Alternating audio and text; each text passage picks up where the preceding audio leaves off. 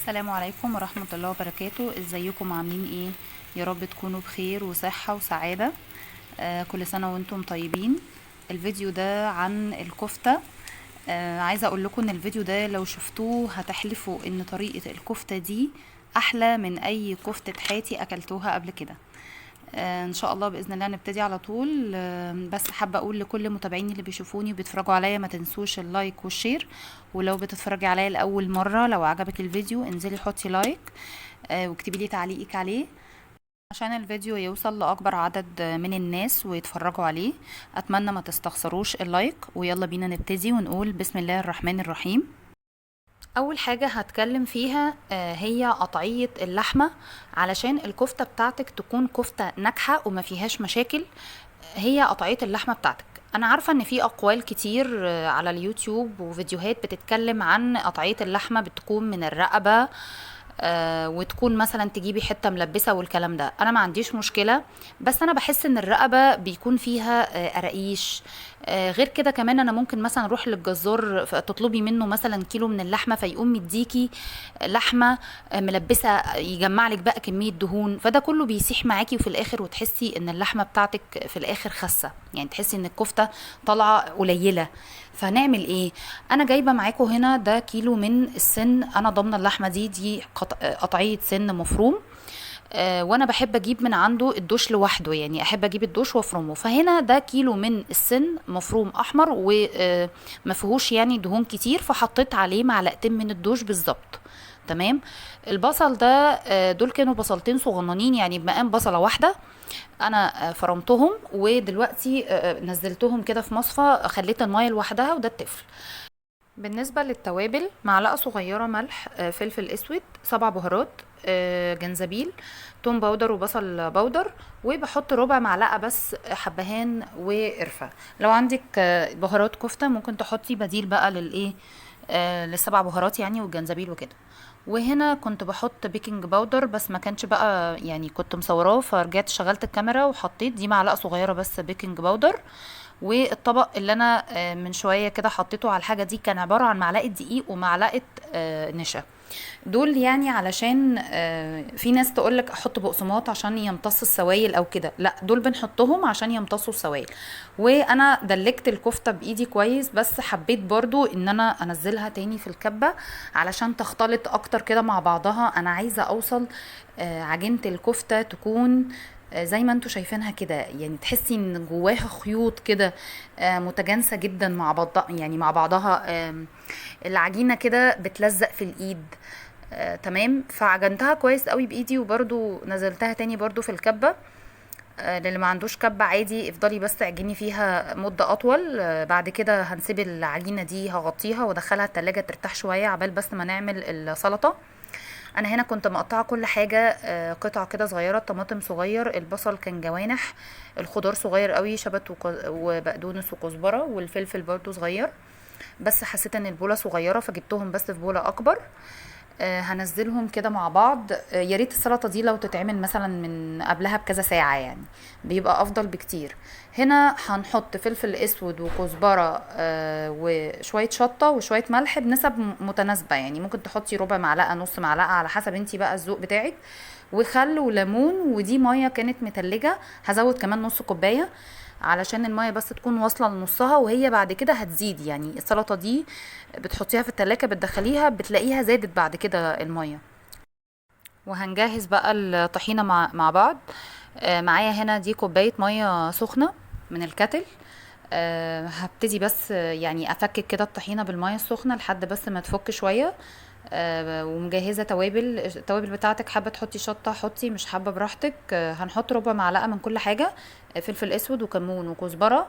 والملح برضو حسب يعني ما تدوقيه كده وتظبطي الملح بتاعك. والشطة برضو ربع معلقة. وهنحط عصرة ليمون ومعلقة خل. بس كده هنزل بالخل الاول وعصرة الليمون بعد ما فكك الطحينة، وبعد كده تبقى جهزت معايا. لو وصلتوا معايا لحد هنا في الفيديو، اللي ما حطش لايك ينزل يحط لايك، وشيروا الفيديو لكل اصحابكم كده وحبايبكم قبل العيد. وبكده الطحينة بتاعتنا تكون جهزت. يعني القوام اللي انتوا شايفينه ده كده مظبوط، لان هي بعد كده لما بركنها على رخامة هي بتتقل اصلا لوحدها. يعني مسافة بس ما تسيبي الطحينة شوية بتلاقيها تقلت تاني، فكده كويس يعني. فاكرين بقى مية البصل؟ دي مية البصل. اللي حابب يعني، انا كان عندي بس صويا صوص فاتح، فحبيت احط بس معلقة على مية البصل، وحطيت كده رشة بابريكا وشوية من الزيت، او معلقة كده بس من الزيت. واللي انا حطيته في الاخر ده بس كان باقي توابل كده من الطحينة في الطبق، ملح على فلفل اسود، فحطيته.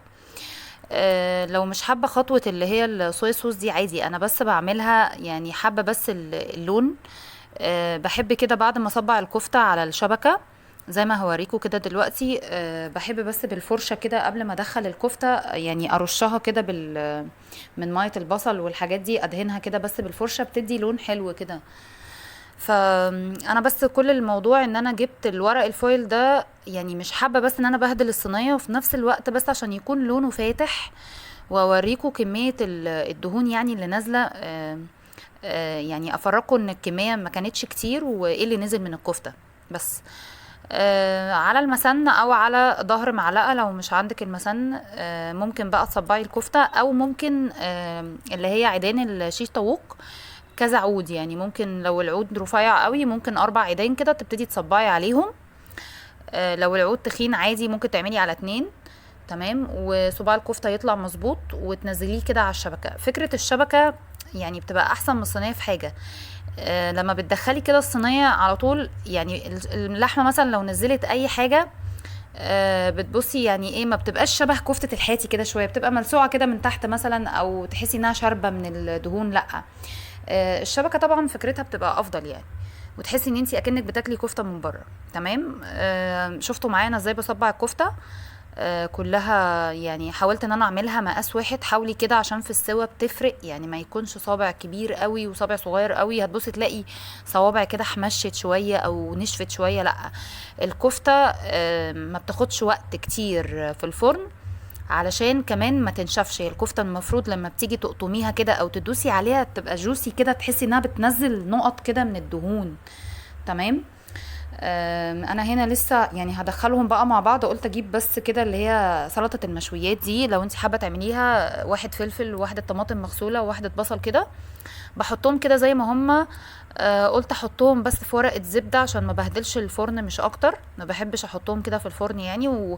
واللي هما مبلولين كده حطيت عليهم بس بالفرشة من الطبق اللي انا حاطة فيه زيت ومية بصل وكده، يعني حبيت ادهنهم بس. هنا كانت الريحة فظيعة، حبيت بس هنا اوريكم بس منظرها في الفرن. انتي بتدخليها على درجة حرارة 200. الفرن يكون متسخن من قبلها. انا كنت مولعه الفرن من قبلها مثلا ب10 دقايق، سخن جدا.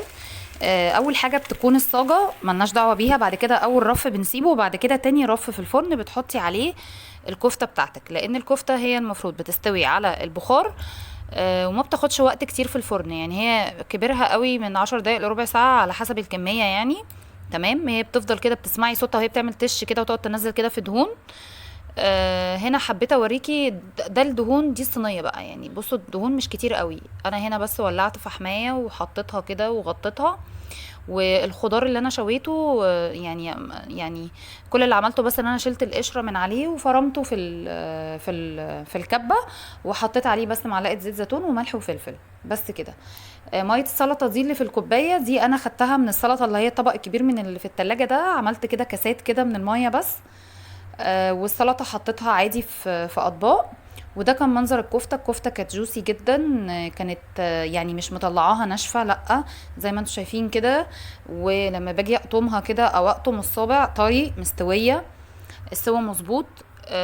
كمان لما بتطلع وتتحط، يعني غسلت بقدونس كده وقطعته وحطيتها كده في طبق التقديم. يا رب يكون الفيديو عجبكم، ويا رب يكون الفيديو كان خفيف عليكم وتكونوا استفدتوا منه. زي ما قلت لكم، اهم حاجه قطعيه اللحمه. قطعيه اللحمه انت تجيبيها حمراء، وحته الدهن دي انت اللي تحطيها. ده زي ما انتم شايفين كده الصبع بعد ما قطعته كان جوسي جدا. وده كان شكل الاكل معاكم. يا رب يكون كان فيديو خفيف عليكم، واشوفكم على خير في فيديو جديد. باي باي.